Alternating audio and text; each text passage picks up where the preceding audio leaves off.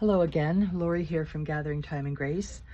Well, I have the wedding album journal completed that my brother-in-law had asked me to make. The ribbon is from the bride's bouquet. I put a little butterfly here, and we have the wedding picture on the front. I did a little sewing project on the spine, and I have this beautiful print here on the back. And we open it up and we have a bride and groom from long ago, and I took pencil crayon and colored in all the flowers. And the book I've used was I've Been to London by Temple Bailey, and I believe it's 1937. So I put in Ex Libris here, the content page, and then there's lots of writing and places for them to put their pictures. I do have pictures in here, and I have covered them up because I do not have permission to show them. So that's why you'll see this throughout the book. So we have a lovely couple here, and then beautiful picture of a church, a vintage picture, and music, which their music had been canon in D. So it's kind of throughout the journal, and plenty of pockets to be able to put their pictures or notes or whatever they like. I'll flip down. This opens up. You can write in there or put a picture in there or whatever it is they choose. The middle signature is devotion on this one, and it's a love letter written by Juliette Drouet to Victor Hugo, 1835, and the reproduced letter is in there. And I did some texture paste. And then I had these bobby pins that I got, and I can't remember what haul they were in, but anyway, let me see here. So they have like a little flat piece on them. So I took 4 and I glued a flower on them. So I was chuckling because the idea came from Tracy at Tracy Tries Journaling. So thank you, Tracy, but these turned out rather cute. And this picture is backwards. Another lovely couple. Another picture here. My brother-in-law is a retired sports writer, so I tried to sneak in just a few little sports things here and there throughout the journal. This opens up here. And then I dried her flowers from her bouquet and did them in the, oh gosh, I can't remember the word for that. But anyway, you know, did them in this, and I have some still drying. And I'm hoping to make a collage of some sort when they're completely dry. And here's a little cluster and an antique postcard. And there's no date on this particular card, but I thought the roses were fitting. And another lovely wedding couple. And this little note here says, "Nothing new here except my marrying, which to me is a matter of profound wonder." Yes, I am. Look at her white stockings and her veil, and she has a cap on, a massive bouquet. That's awesome. More of Canon in D. Another little tuck here. Her florals, and this here.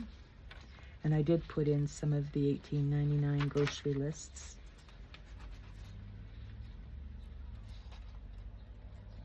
And I used, let me see here if I can find them. I used these frames throughout for over their pictures.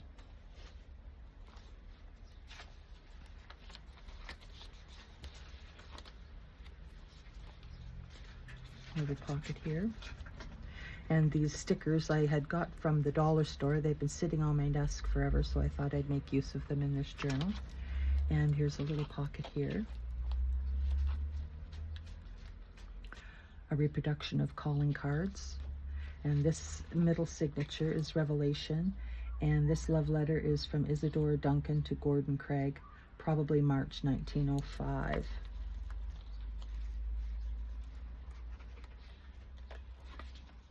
And another cluster here that pulls down. Another part of that 1899 grocery list from August. And another little pull down with a little tab. And here's the tab here. Another photograph there. And these two pockets here are the perfect size for the photographs of 4x6. So I thought these would be handy. She could put photographs in there if she didn't want to put them throughout the journal. This butterfly had been in her bouquet, so I took it. And another lovely couple here with a little printout from Queen Victoria. Recalled her wedding night at Windsor Castle as she reclined on a divan and Albert sat on a footstool by her side. His excessive love and affection gave me feelings of heavenly love and happiness I could never have hoped to have felt before. He clasped me in his arms and we kissed again and again, to be called by the names of tenderness I have never yet heard used to me before. Was blessed beyond belief. Oh, it was lovely. Another photograph here. And a little flip down here, and I put a photograph in the pocket and another piece of her floral bouquet, and another photograph there. And this little tab pulls that down. Little picture of some birds, and another love letter. One here as well. And then this airmail envelope, I put a few items in, sports related, for my brother-in-law. And this is the proposition. Mary, what's that called? Wollstonecraft to William Goodwin, October 4th, 1796. And then here we have some more little sports items. A glove. I thought the glove was cute. The ball in it. There we go. And another photograph there with a bobby pin.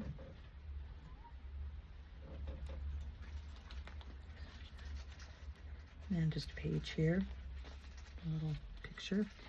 And a cluster that you can put under there. And lots of pages to be able to put photographs in. That fell off. Not very good at that.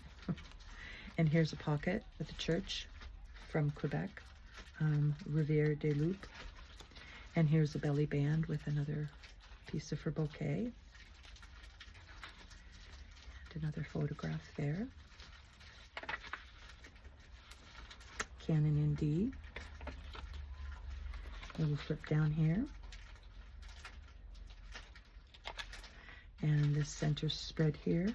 This one's Robert Browning to Elizabeth Barrett, January 10th, 1845. It's called Inspiration. And texture paste. And a little pocket here with a little reproduction Victorian papers. Another little floral and a little, oops, got glue on me. Little baseball fella there.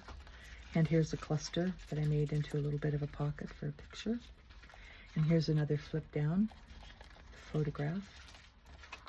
There we go. And then another up tuck here for a picture. And then another part of that calling card. And here we are at the back cover. So yeah, I hope that they enjoy it. And we shall get busy with some other journals.